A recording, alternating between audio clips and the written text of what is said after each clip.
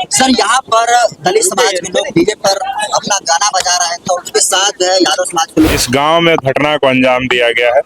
ये सीधे तौर पे जातीय आतंकवाद का ऐसे दलित समाज के लोग अपने जाति का या कोई भी गाना बजाते हैं, तो जो लोग जातिवादी लोग इस घटना को अंजाम दिए हैं उनको बिहार के मुख्यमंत्री नीतीश कुमार जी से मांग करें कि जितने भी भोजपुरी के सिंगर हैं, जो लोग जाति पे गाना बनाते हैं उन पे रोक लगाएं, उन पे कानूनी कार्रवाई करें।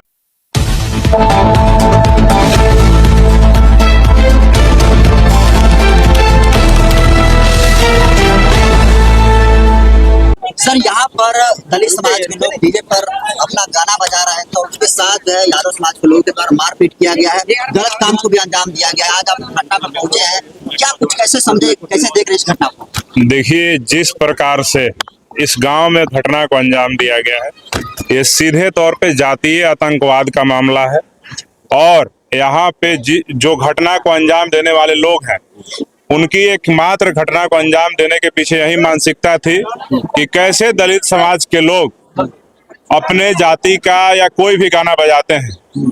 अगर जाति को लेकर के गाना बजाने से इतनी ही आपत्ति है, तो जो लोग जातिवादी लोग इस घटना को अंजाम दिए हैं उनको चाहिए कि बिहार के मुख्यमंत्री नीतीश कुमार जी से मांग करें कि जितने भी भोजपुरी के सिंगर हैं, जो लोग जाति पे गाना बनाते हैं उन पे रोक लगाएं, उन पे कानूनी कार्रवाई करें, न कि गांव में आपस में जातीय गाना बजा करके किसी के साथ मारपीट करे, किसी के साथ दुष्कर्म करें। इस तरह की घटना को अंजाम दे जो मानवता के शर्मसार करने वाली हो। और ये गाना, अगर आप यादव जी हैं तो आप गाना बजाइए, तो कोई दिक्कत नहीं। कोई पासवान आपको छेड़ने नहीं गया, कोई चमार छेड़ने नहीं गया, आपको टोकने नहीं गया कि आप काहे गाना बजा रहे हैं।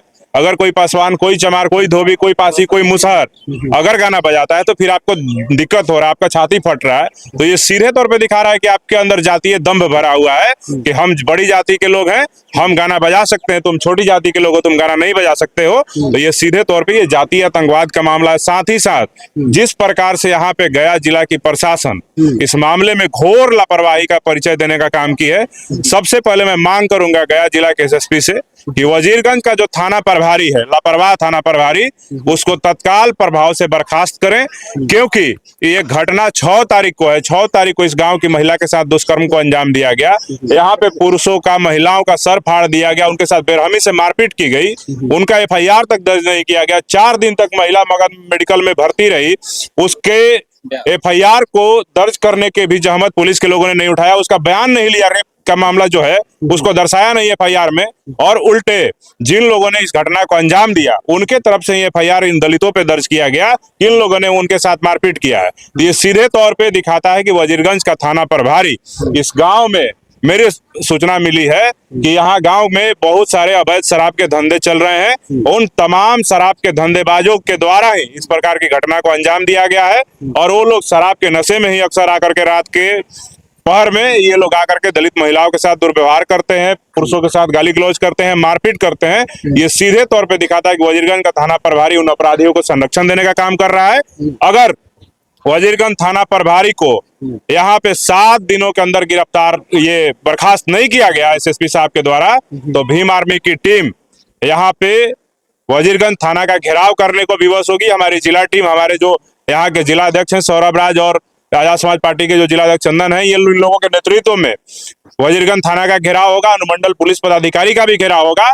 और जो भी दोषी होंगे उनको छोड़ने का भीम आर्मी काम नहीं करेगी। थाना प्रभारी का अगर जरूरत पड़ा तो यहाँ से लेके, गया से लेके पटना हाई कोर्ट तक घसीटने का काम करेंगे और उसकी वो वर्दी उतरवाने का काम करेंगे। हम महिला के साथ सामूहिक दुष्कर्म की भी बातें लोग कह रहे हैं। बिल्कुल इस प्रकार की घटना को अंजाम दिया गया है। जिस महिला के साथ इस प्रकार की घटना को अंजाम दिया गया, प्रशासन ने इतनी यहाँ पे बर्बरता दिखाई है कि सीधे तौर पे जिस महिला के साथ दुष्कर्म हुआ उसके पति को ही गिरफ्तार करके जेल भेज दिया गया। मैंने के बाद उसका बयान, हाँ, और जब हमारी टीम के संज्ञान में ये मामला आया तब जाकर के पुलिस प्रशासन के लोगों ने पीड़ित महिला से बयान लिया और दोबारा उस महिला के बयान पे एफआईआर दर्ज किया है। ये सीधे तौर पे घोर अनुशासनहीनता का परिचय यहाँ के थाना अध्यक्ष और यहाँ के पुलिस प्रशासन के लोगों ने दिया है। और दुखद ये है कि उस पति को भी जेल भेज दिया गया जिस महिला के साथ बलात्कार किया गया, उसके पति को। मैंने तो क्या गलती था सर? पति का कोई गलती, अब सोचिए ना कि वो अपना जान बचा करके भाग रहा है, उसकी पत्नी के साथ दुष्कर्म करने की घटना को अंजाम दिया जा रहा है। और वहां पे सीधे तौर पे उसको ही जेल भेज दिया जाना सीधे तौर पे दिखाता है कि प्रशासन के लोग जो है अपराधियों के साथ साठगांठ करके अपराधियों को संरक्षण देने का काम कर रहे हैं और जातीय आतंकवाद को बढ़ावा देने का काम कर रहे हैं, जिसको भीम आर्मी के लोग कतई बर्दाश्त नहीं करेंगे। मैंने पीड़ित महिला के ससुर से, उनके सास से बात किया, उनके सर फटे हुए हैं, उनकी सास का, उनको भी गंभीर चोटें आई है, और भी यहाँ पे जो पुरुष हैं, जो बुजुर्ग हैं, उनको भी चोट लगा है, महिलाओं को भी चोट लगा है। मैं उन सबसे बात किया हूँ।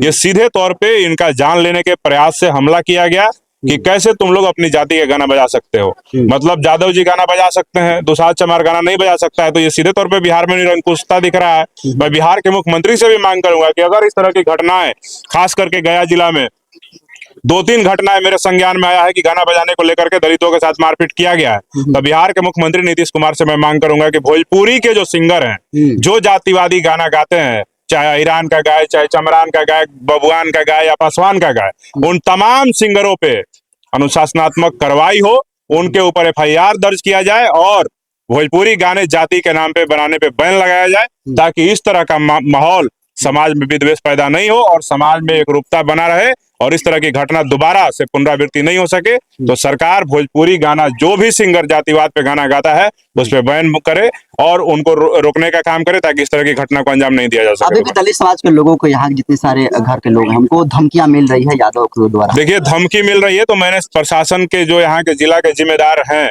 एसएसपी और डीएसपी, दोनों से मैंने बात किया और परिवार को सुरक्षा सुनिश्चित करवाने के लिए मैंने स्पष्ट तरीके से कह दिया है कि अगर आज शाम तक यहाँ पे इस परिवार को, इस गांव में माहौल को, जो तनाव का माहौल बना हुआ है, उसको शांत कराने के लिए अगर परिवार को सुरक्षा नहीं दिया गया, यहाँ पे अस्थायी पुलिस का व्यवस्था नहीं कराएगा जब तक माहौल सामान्य नहीं हो जाता है, तो मैं फिर शाम तक का मैंने अल्टीमेटम दिया है। उसके बाद फिर हम लोग यहाँ पे बाध्य होंगे, भीम आर्मी के लोग, यहाँ के जिला प्रशासन का, उनका घेराव करने को हम मजबूर होंगे। बिहार में शराबबंदी है, फिर भी यहाँ सैकड़ों भट्टी चलता है और पुलिस क्या कर रही है, या इस सरकार को क्या कर रही है? ये बिहार के मुख्यमंत्री का जो योजना है शराबबंदी का, उसको फेल करवाने में मुझे लगता है कि नीतीश कुमार जी, जिनके भरोसे शासन सुशासन की बात करते हैं, वही लोग चाहते हैं कि शराबबंदी बिहार में सफल नहीं हो। उन्हीं के पुलिस प्रशासन के संरक्षण में, उनके थाना अध्यक्षों के संरक्षण में, डीएसपी को संरक्षण में पूरे बिहार में कोई ऐसा गांव नहीं है जहां पे आप शराब ढूंढिए, कच्चा या पक्का या देसी या विदेशी, आपको नहीं मिल जाएगा। तो पूरा का पूरा शराबबंदी को फेल करवाने में बिहार के तमाम पुलिस पदाधिकारी, थाना अध्यक्ष और सभी लोग संलिप्त हैं। और ये ऐसा नहीं है कि सिर्फ और सिर्फ नीचे के पदाधिकारी संलिप्त हैं, ये शराब माफियाओं के द्वारा ये पैसा थाना पहुंचाया जाता है, थाना से डीएसपी को पैसा जाता है, डीएसपी से एसपी को जाता है। मुझे तो ऐसा लगता है कि बिहार के डीजीपी तक भी ये पैसा पहुंच रहा होगा, तभी इतनी मजबूती से शराब का अवैध धंधा पूरे बिहार में फल फूल रहा है। इसे सीधे तौर पे बिहार के मुख्यमंत्री नीतीश कुमार जी को देखना चाहिए कि वैसे ईमानदार और जिम्मेदार पदाधिकारियों को ही वहां पे थाना में या डीएसपी में या एसपी में जिम्मेदारी दे, जो लोग शराबबंदी को सफल बनाने में काम कर रहे हो। लेकिन शराबबंदी के साथ साथ ये जो भोजपुरी गाना को लेकर के मामला चल रहा है, इस पे सरकार और प्रशासन को सख्त रवैया अपनाना चाहिए कि शराबबंदी भी सफल हो जाए और ये जो भोजपुरी गाना जो जाति के नाम पे बना रहे हैं, इस पे भी बैन लगाया जाए, ताकि समाज में विद्वेष पैदा नहीं हो। और मैं यहाँ के गया जिला के प्रशासन के लोगों से मांग करता हूँ कि सुढ़नी में जो घटना 6 तारीख को अंजाम दिया गया, चाहे वो महिला के साथ दुष्कर्म का हो या मारपीट का, कोई भी दोषी बचना नहीं चाहिए और निर्दोष फंसना नहीं चाहिए। अगर किसी भी इस गांव के दलितों को जेल भेजने का प्रशासन के द्वारा, अनंत पासवान को तो भेज दिया है, अगर जांच करके उसको अगर निर्दोष साबित जेल से उसको केस को खत्म नहीं किया गया, तो हम इस गांव के लोगों के साथ साथ गया जिला के जो तमाम बहुजन समाज के लोग हैं, उनके साथ गया के जो जिला मुख्यालय हो उसका घेराव किया जाएगा, सीनियर एसपी का घेराव किया जाएगा, डीएम का भी घेराव किया जाएगा। और इतना घोर लापरवाही, घटना के 6 दिन बीतने के बाद भी गांव में तनाव का माहौल है, यहाँ सुरक्षा नहीं मिलना सीधे तौर पे गया जिला प्रशासन के लापरवाही का नतीजा है और ये पूरा घोर लापरवाही दर्शाता है कि चिराग पासवान जी का गाना बजाने पे विवाद खड़ा होता है। क्या चिराग पासवान जी को अभी तक खबर नहीं हुई है, या फिर वो देखिए अपने समाज को के साथ नहीं खड़ा? देखिए, चिराग पासवान जी का पार्टी अलग है, वो अपना केंद्र में मंत्री है, उनका क्या मामला है, बिहार के मुख्यमंत्री नीतीश कुमार जी के साथ उनकी पार्टी का गठबंधन है, तो उनकी मजबूरी हो सकती है कि समाज के साथ खड़ा हो ना हो।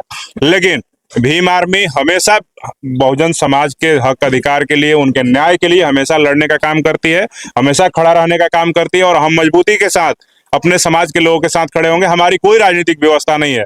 जहां भी किसी भी कमजोरों के साथ, शोषितों के साथ, वंचितों के साथ, दलितों के साथ, पिछड़ों के साथ, आदिवासियों के साथ, महिलाओं के साथ कहीं भी जोर जबरदस्ती, ज्यादती होगा, अन्याय होगा, वहां भीम आर्मी मजबूती के साथ अपना झंडा और डंडा लेके खड़ा रहेगा।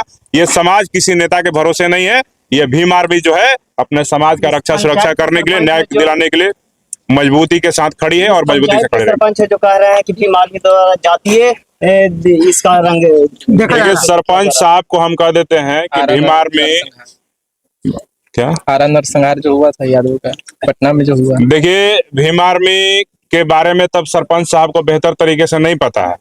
भीम आर्मी के बारे में उनको जान लेना चाहिए। आरा में एक गांव था लहरपा, वहां पे जातिवादी गुंडों ने, राजपूतों ने तथा कथित सवर्णों ने जब जादवों का कत्लेआम किया थार पे चढ़ने के लिए, तो वहां भीम आर्मी खड़ा था।